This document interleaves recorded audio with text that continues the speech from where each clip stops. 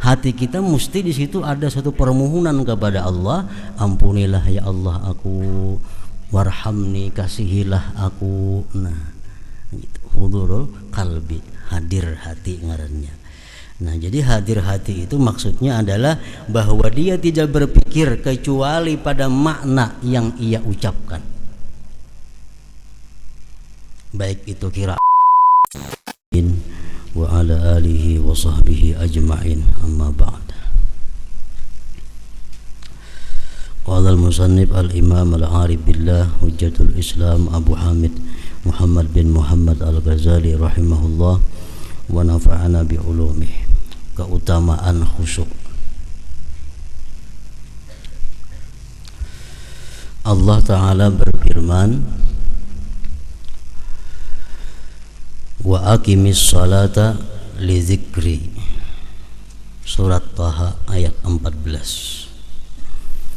Artinya, dirikanlah salat, dirikanlah sembahyang untuk mengingat aku. Mengingat Allah Subhanahu wa ta'ala di dalam sembahyang itu merupakan bagian daripada khusyuk. Para ulama menjelaskan atau menerangkan apa yang dimaksud dengan khusyuk di dalam sembahyang itu. Mereka berkata, khusyuk itu adalah sukunul jawarih ma'a huduril qalbi. Sukunul jawarih ma'a huduril qalbi artinya tentram, tenang anggota-anggota tubuh beserta hadirnya hati. Nah, itu disebut khusyuk.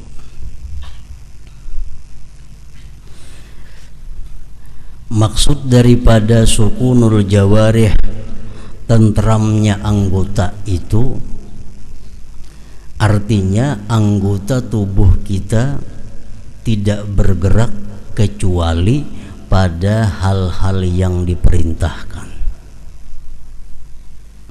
Kepala, tangan, mata, batis, seluruh tubuh kada bergerak kecuali gerakan itu diperintah. Nah, itu ngarannya adalah sukunul jawarih.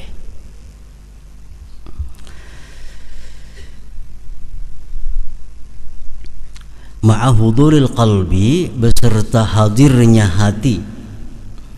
Artinya hati hadir itu an la yatafakkara illa fi ma'na ma yaquluhu min qiraatin aw dzikrin aw du'a.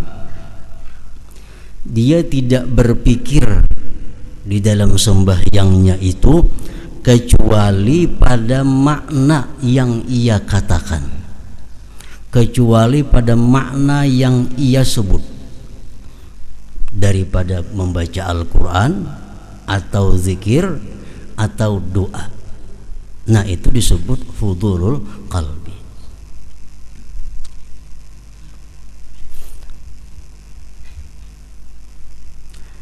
Contohnya, kita membaca wajjahtu wajhiya lilladzi fataras samawati wal ard.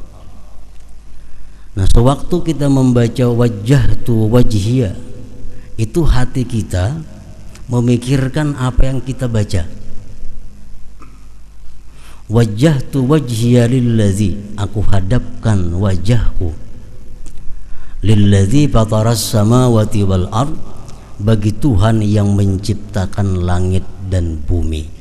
Nah, jadi hati kita mesti memikirkan apa yang dibaca oleh mulut kita. Itu ngarannya adalah hudurul qalbi.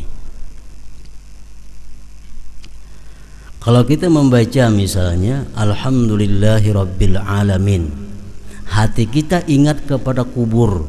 Nah, itu bukan disebut hadir qalbi.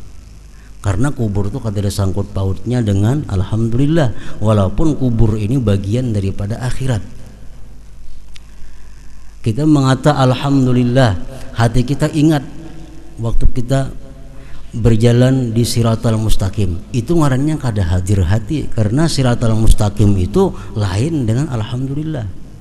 Jadi kalau kita mengata alhamdulillah, dalam hati kita tidak ada lain selain memikirkan bahwa segala puji itu bagi Allah.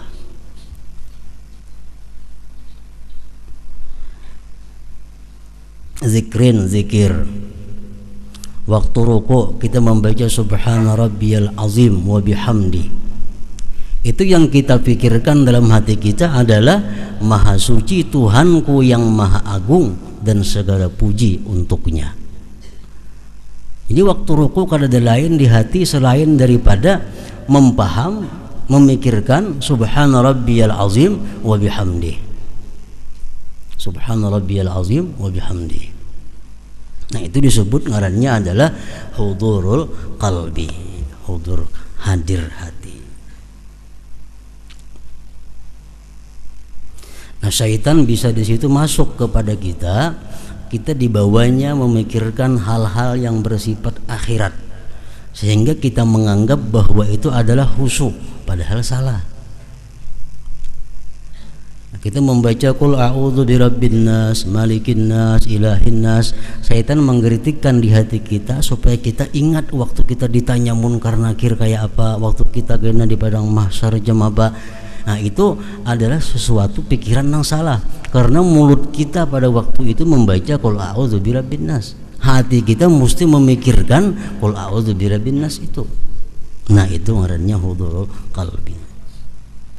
Doa dalam duduk antara dua sujud kita berdoa rabbighfirli warhamni. Nah, hati kita mesti di situ ada satu permohonan kepada Allah, ampunilah ya Allah aku, warhamni kasihilah aku. Nah, gitu. Hudurul qalbi, hadir hati ngarannya. Nah, jadi hadir hati itu maksudnya adalah bahwa dia tidak berpikir kecuali pada makna yang ia ucapkan, baik itu qiraatul Quran atau zikir atau doa. Karena sembahyang itu pada sumber daripada tiga itu, zikir, qiraatul Quran, dan doa. Waktu kita mengatakan assalamu alayka ayyuhan nabiyyu wa rahmatullahi wa barakatuh, nah, anggaplah di situ kita berada di depan makamnya Rasulullah. Nang mana suah ke makam Rasulullah, kau membayangkan kayak apa di makam Rasulullah. Nang kada pernah melihat gambarnya biasa, di situ makam Rasulullah. Jadi sewaktu kita mengata assalamu alayka ayyuhan nabiyyu wa rahmatullahi wa barakatuh, itu Rasulullah hadir di hadapan kita. Kalau kita kalau menghadirkan sidin, kita yang hadir di makam sidin. Assalamu alayka ayyuhan nabiyyu wa rahmatullah. Nah, itu ngarannya hadir hati.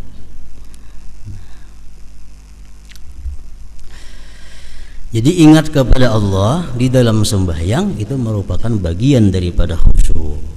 Artinya dirikanlah salat untuk mengingat aku, jar Tuhan. Nah, kedudukan khusyuk di dalam sembahyang, Imam Ghazali mengatakan bahwa khusyuk itu merupakan syarat sah sembahyang. Kalau orang sembahyang itu kada khusyuk, bukan hanya kada diterima tapi kada sah.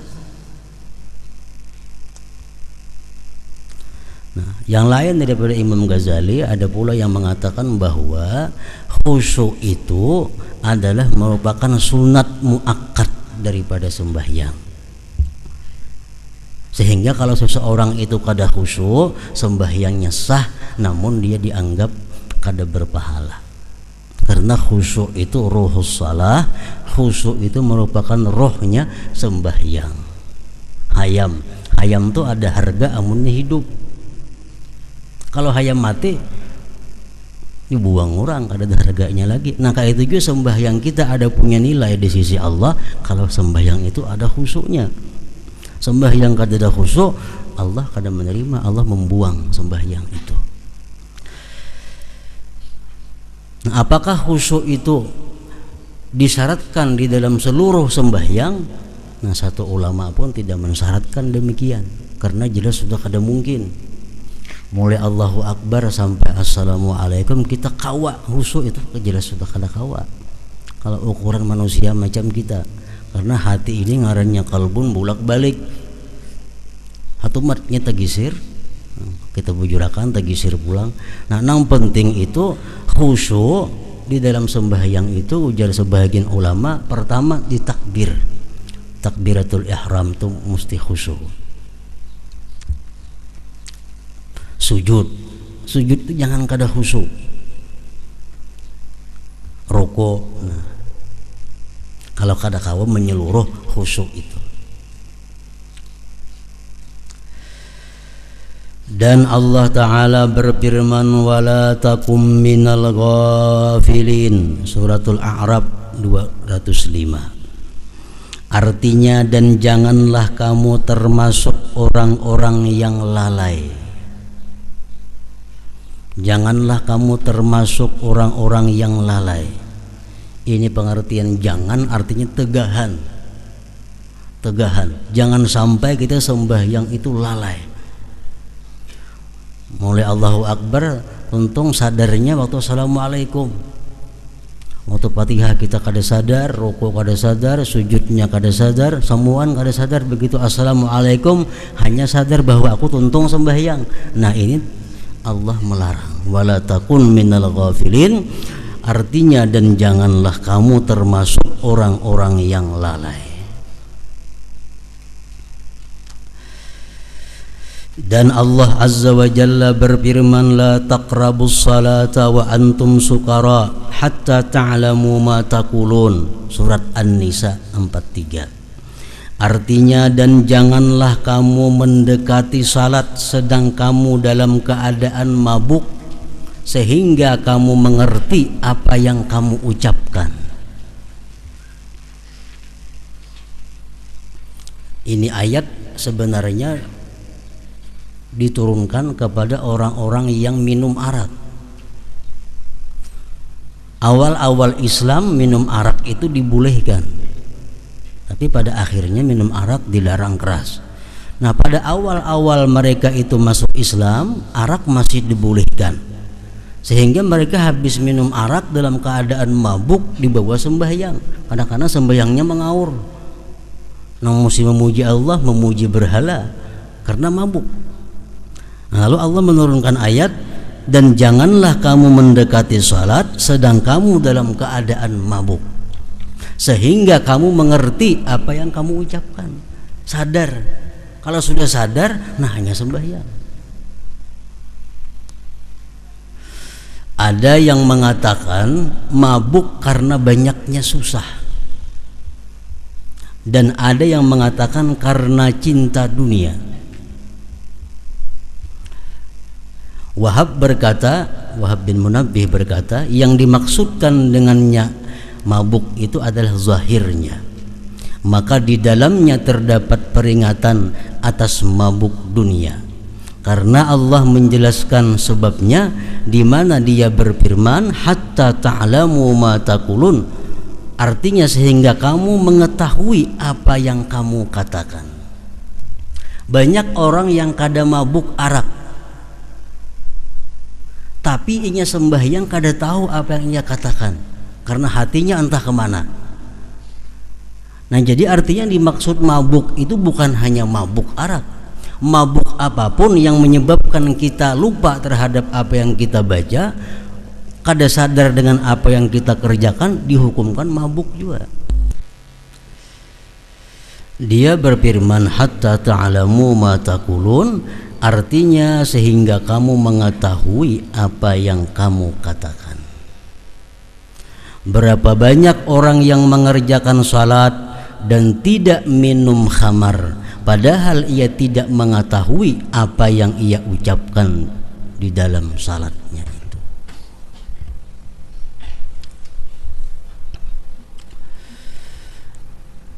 Nah, kenapa sebabnya kita itu di dalam sembahyang kadakawa menghadirkan hati.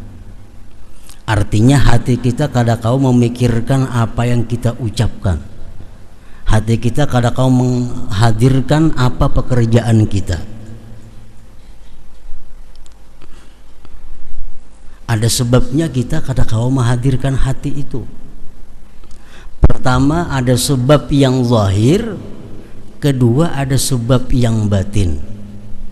Sehingga kita sembahyang itu kadakawa hadir hati, mulut mengucap alhamdulillah tapi hati kita rahatan makan. Mulut mengucap ar-rahmanir rahim, hati kita sedang berhitung duit. Maliki yaumiddin di muntung kita, hati sedang berada di toko. Nah, ini menunjukkan bahwa hati kita kada hadir, kada memikirkan apa yang dibaca. Kenapa sebabnya? Ada dua macam sebab. Ada sebab yang zahir, ada sebab yang batin. Sebab yang zahir, sebab yang zahir itu lebih mudah mengobatinya daripada sebab yang batin. Makanya ada hadis Rasulullah mengatakan, artinya kalau sudah dihidangkan makanan dan kamu ingin makan, dahulukan makan daripada salat itu. Nah, ini yang zahir. Karena kalau kita kepingin makan, makanannya ada, kita bawa sembahyang terlebih dahulu, jelas sudah mengganggu hati kita. Hati kita terbayang kepada makanan itu. Nah, ini sebab yang zahir.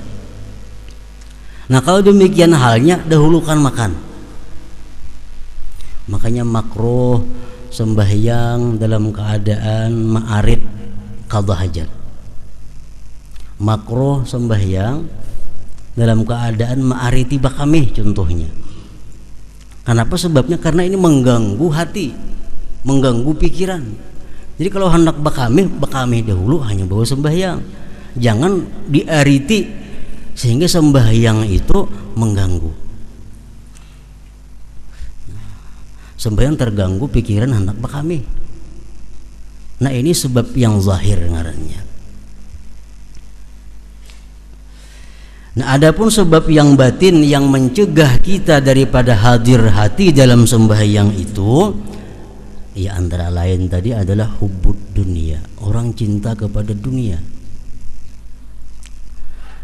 Orang yang cinta kepada dunia itu artinya orang yang hatinya dipenuhi dengan dunia. Nah, ini sembahyang kayak apa juga pun kada kawah khusyuk. Kenapa? Karena pikirannya selalu kepada dunia. Nah, ini yang batin, ini yang sulit mengobatinya. Sembahyang jangan hendak menghadap kepada gambar. Kenapa? Karena bila kita cangang ke gambar itu, otomatis hati kita mengiringi mata, kada sadar lagi apa yang kita baca. Nah, ini mudah aja mengobatinya, dipacul gambarnya. Ini sebab yang zahir. Yang sulit membuang itu adalah sebab yang batin, di mana hati seseorang itu cinta kepada dunia. Sembahyangnya, mulutnya mengucap asma Allah, mulutnya berzikir, mulutnya berdoa, tapi hatinya kada demikian. Nah, kada hudul qalbi ngarannya, kada hadir hatinya.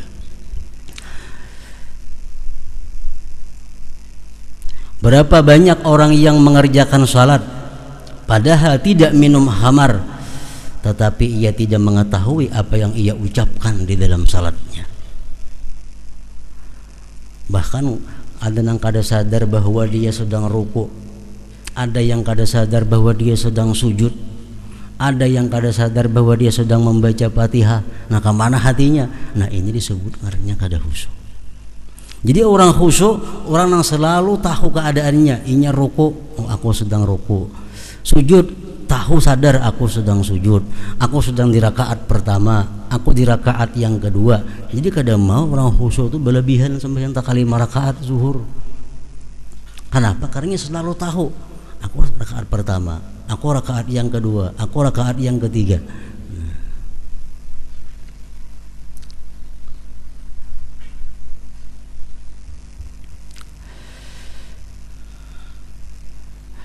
Nabi sallallahu alaihi wasallam bersabda, "Man shalla rak'ataini lam yuhaddits nafsahu bihima bi syai'in minad dunya ghufira lahu ma taqaddama min dzambi.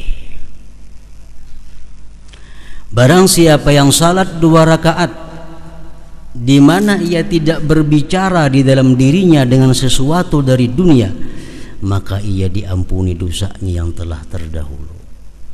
Artinya sembahyang 2 rakaat, kawa kita mulai Allahu Akbar sampai Assalamualaikum kawa, nah diampuni Allah dosa-dosa kita yang telah lalu. Dalam 2 rakaat itu hati kita sedikit pun kada ingat dengan dunia, kada membicarakan masalah dunia.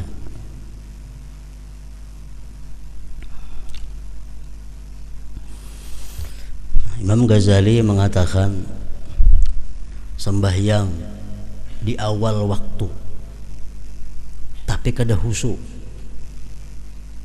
sembahyang di akhir waktu tapi khusyuk, afdal di akhir waktu, afdal di akhir waktu. Karena khusyuk ini adalah fadilat sembahyang yang berkaitan dengan zatnya sembahyang, sedangkan awal akhir itu berkaitan dengan waktu di luar daripada zatnya sembahyang. Mun aku sembahyang waktu ini aku masih kada karuan, masih harus nak membayari ini, anak itu, anak ini. Tapi kalau aku sembahyang di akhir waktu, urusanku sudah selesai, sembahyangku bisa tenang. Nah, lebih baik di akhir waktu, lebih baik di akhir waktu. Ini kalau sudah terbukti bila urusan ini aku biris, sembahyangku biris, khusyuk. Di akhir waktu kada jadi masalah asal khusyuk.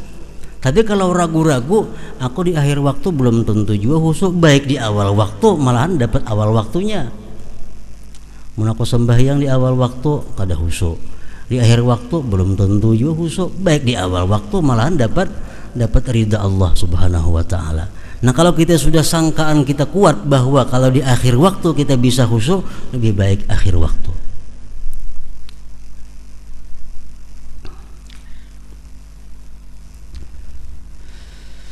Dan Nabi sallallahu alaihi wasallam bersabda, innamas salatu tamaskunun wa tawadu'un wa tadarru'un wa ta'awuhun wa tanadumun wa tad'u yadaika fataqulu Allahumma Allahumma faman lam yaf'al fahiya khidajun.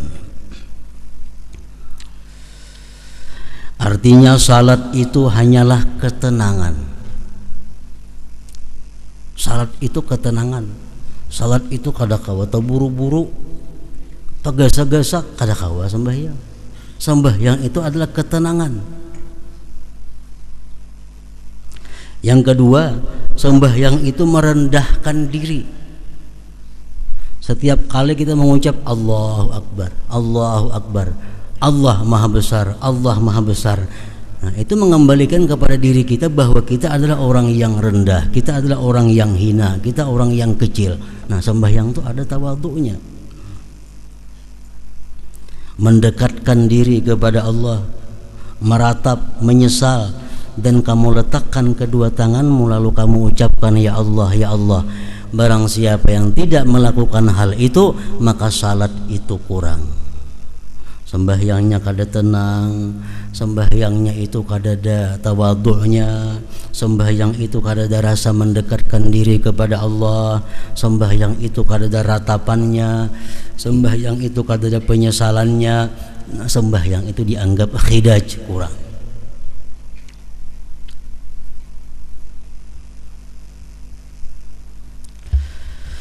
Dan diriwayatkan dari Allah Subhanahu wa taala hadis qudsi dalam kitab-kitab yang terdahulu bahwasanya Dia berfirman, tidaklah setiap orang yang salat aku terima salatnya. Tidak setiap orang yang sembahyang aku terima sembahyangnya. Aku hanyalah menerima salat orang yang merendahkan diri karena keagunganku dan tidak sombong terhadap hambaku. Ia memberi makan orang fakir yang kelaparan karena mengharapkan keridhaanku. Nah, jadi artinya sembahyang kita ini khusyuk semacam kada cukup untuk diterima Allah.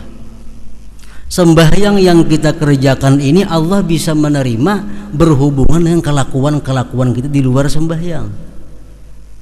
Kalau kita orangnya sombong kepada hamba Allah, kita kada peduli kepada orang fakir yang kelaparan, kita sembahyang walaupun khusyuk, Allah kada menerima juga sembahyangnya. Jadi sembahyang bukan hanya khusyuk diperlukan, tapi akhlak-akhlak kita sebelum sembahyang pun sangat menentukan untuk diterimanya sebuah sembahyang itu. Dan Nabi sallallahu alaihi wasallam bersabda, "Innama furidatis salatu wa umira bil haji wat tawab wa ush'iratil manasiku li iqamati zikrillahi ta'ala." Artinya dipardukan salat, diperintahkan haji dan tawab, dan disyiarkan ibadah-ibadah itu hanyalah untuk menegakkan ingat kepada Allah Ta'ala. Jadi semua ibadah itu intinya adalah ingat kepada Allah.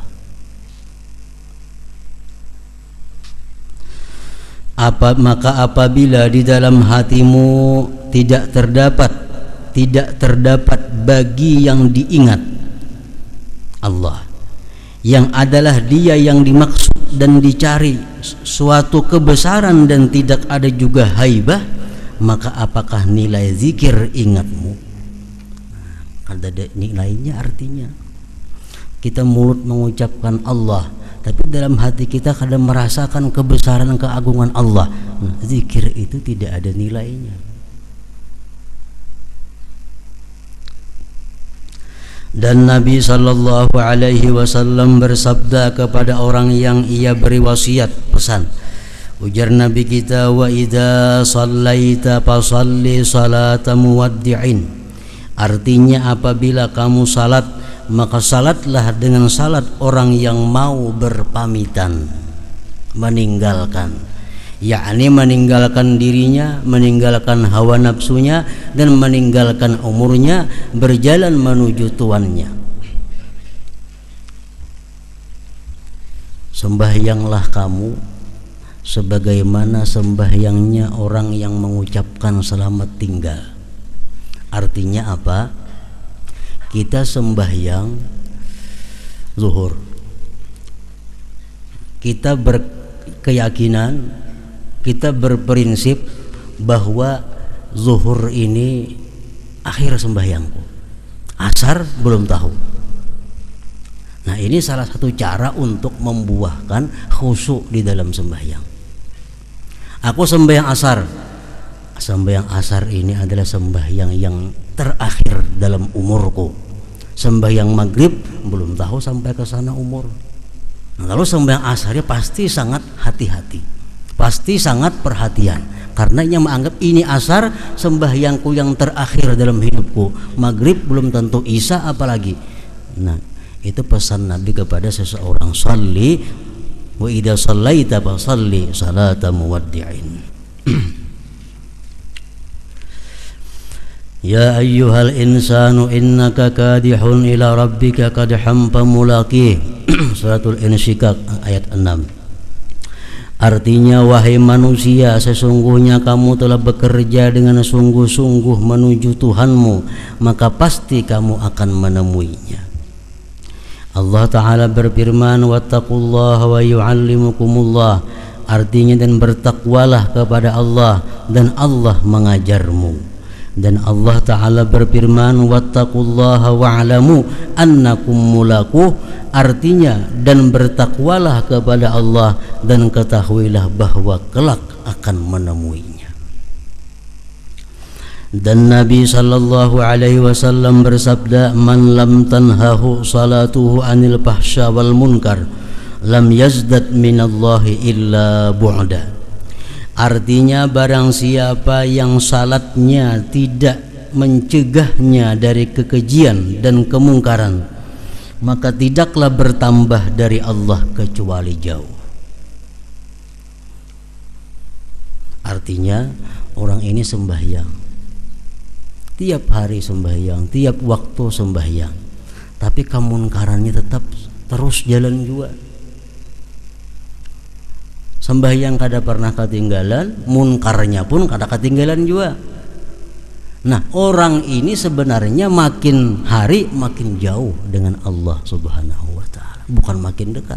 Kenapa? Sebabnya itu menunjukkan bahwa sembahyang yang dilakukannya itu kada diterima oleh Allah Subhanahu wa taala. Sebab sembahyang yang diterima Allah pasti mencegah diri daripada berbuat munkar. Orang yang sembahyang itu diterima Allah mantah hati berbuat yang haram. Orang yang sembahyangnya diterima Allah tertutup mulutnya untuk berkata-kata yang haram. Orang yang sembahyangnya diterima Allah tertutup telinganya mendengari yang haram. Kalau masih suka berkata yang haram, mendengar yang haram, pertanda sembahyangnya itu belum diterima oleh Allah Subhanahu wa taala.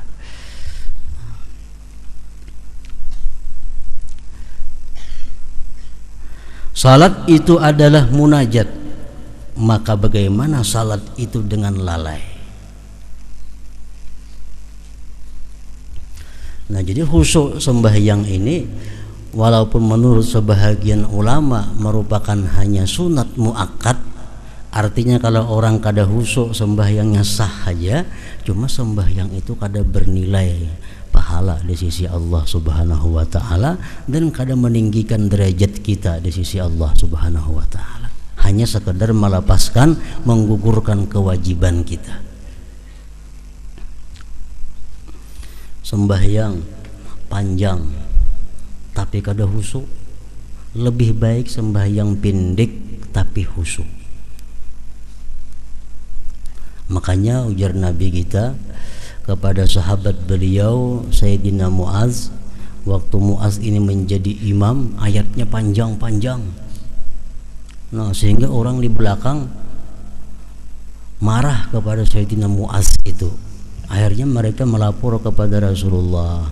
Nah, Rasulullah memanggil Sayyidina Muaz, "Ikam kalau sembahyang jadi imam, bal yukhaffif, inting-inting, jangan panjang, karena di belakang itu ada orang yang punya hajat, di belakang ada orang yang kada tahan berdiri lawas, di belakang ada orang yang anaknya sedang guring di rumah barangkali bangun, di belakang ada orang yang sedang bermasak, macam-macam. Jadi makmum di belakang ini hatinya terganggu.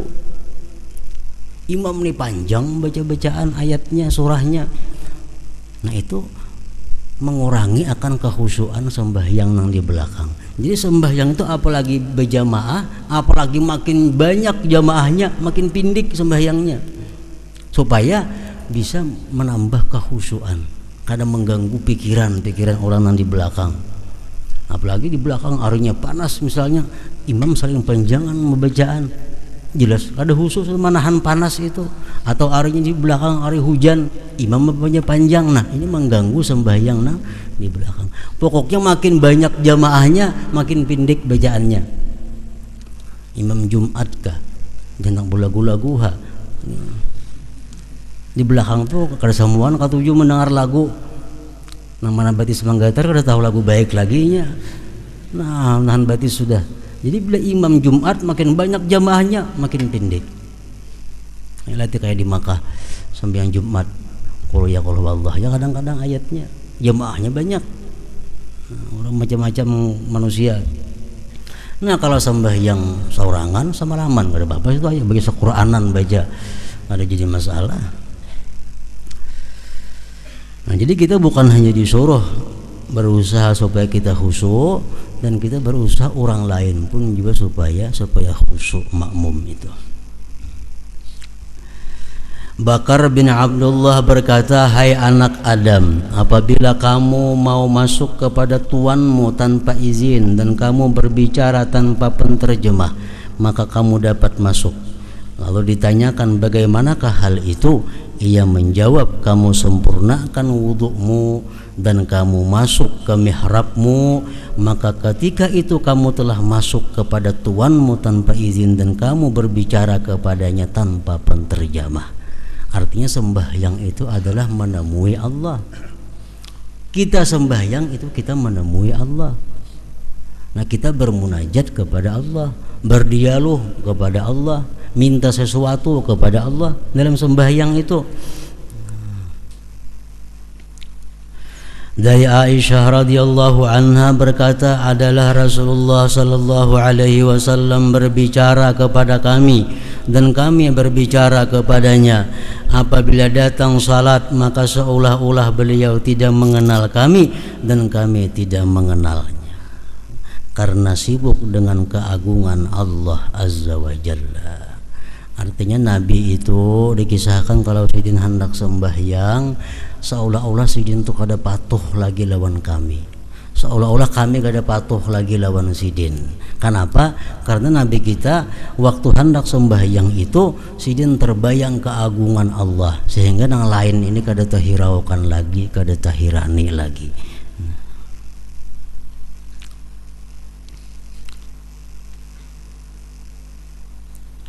Dan Nabi sallallahu alaihi wasallam bersabda, la yanzurullah ila salatin la yuhdirur rajulu fiha qalbahu ma'a badanihi.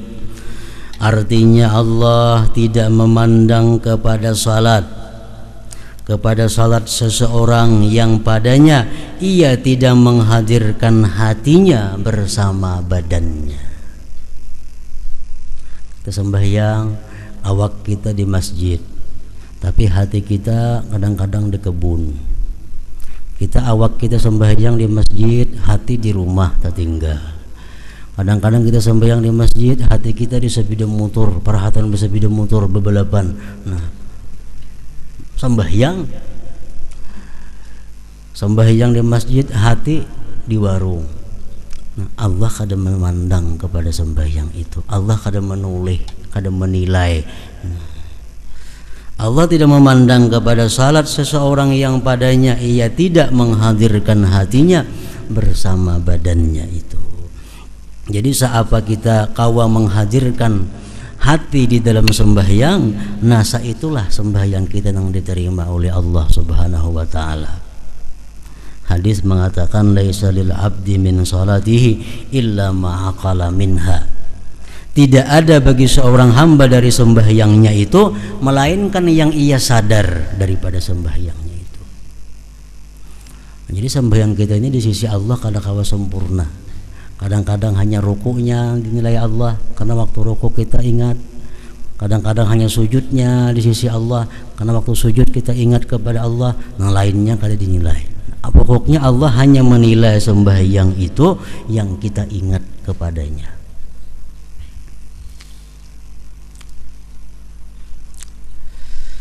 Allah tidak memandang kepada salat seseorang yang padanya ia tidak menghadirkan hatinya bersama badannya.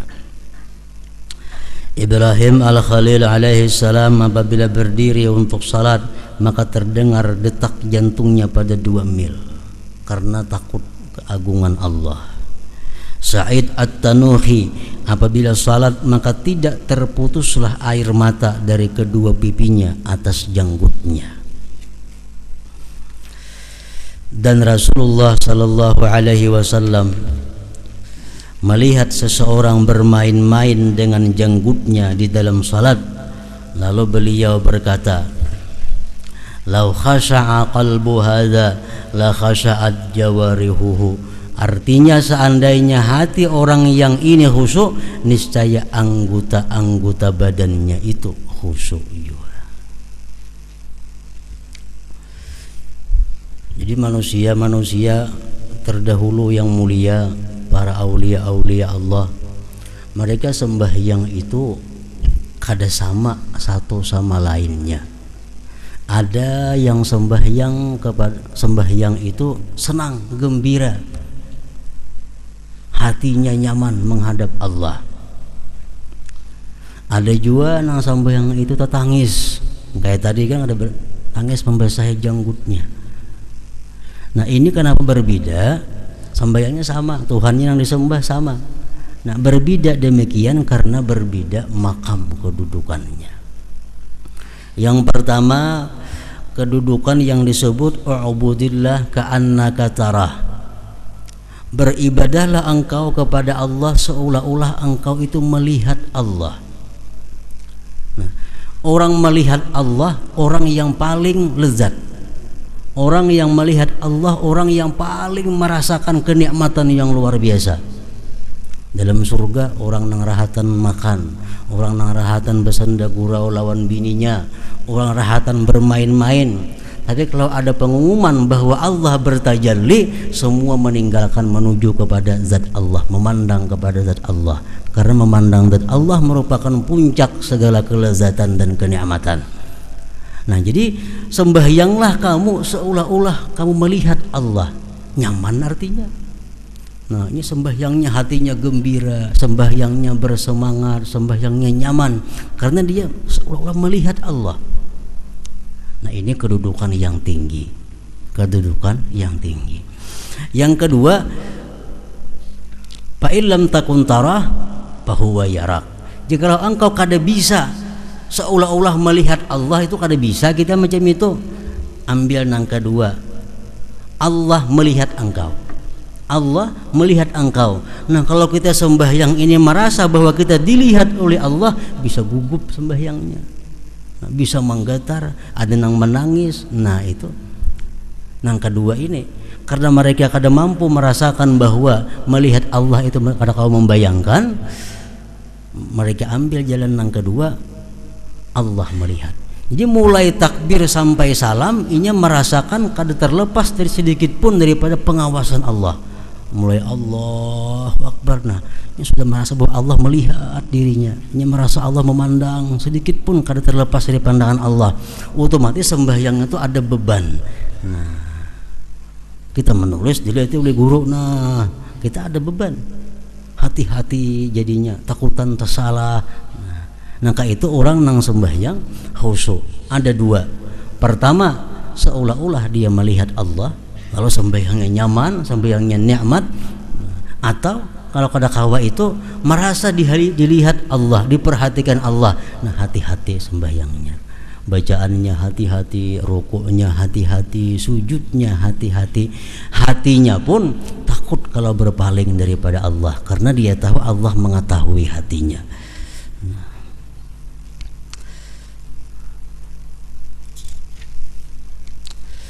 Diriwayatkan bahwasanya Hasan Al-Basri melihat kepada seseorang yang bermain-main dengan kerikil. Kerikil, nah, di tangan diputar-putar, dengan sembahyang di tanah sambil mengudak batu.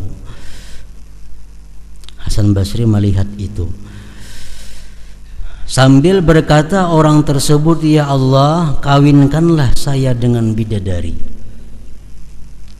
Doa nih, ya Allah, kawinkanlah saya dengan bidadari. Tapi tangan kersengganaan apa-apa kada kucawi. Nah, muntung bersuara, ya Allah, kawinkanlah aku dengan bidadari. Melihat itu lalu beliau Hasan Basri berkata, seburuk-buruk peminang adalah kamu, seburuk-buruk pelamar bidadari adalah kamu. Kamu meminang bidadari padahal kamu bermain-main dengan kerikil. Dikatakan kepada Khalaf bin Ayyub, tidakkah lalat itu menyakitkan kamu di dalam salat, lalu kamu tolak? Ia menjawab, saya tidak membiasakan diriku terhadap sesuatu yang merusak salatku. Ditanyakan, bagaimanakah kamu sabar terhadap hal itu? Ini Khalaf ini sembahyang, banyak lalat berhinggapan di awak sidin. Kada sidin kibah-kibah lalat ini tuh. Kenapa jurang tahannya biar lalat ini tuh kada mengibah-ngibah? Ia menjawab, telah sampai kepadaku bahwasanya orang-orang fasik itu sabar terhadap cambuk-cambuk sultan agar dikatakan pulan itu sabar, dan mereka berbangga dengan itu. Sedangkan saya berdiri di hadapan Tuhanku Allah, apakah saya bergerak karena lalat itu?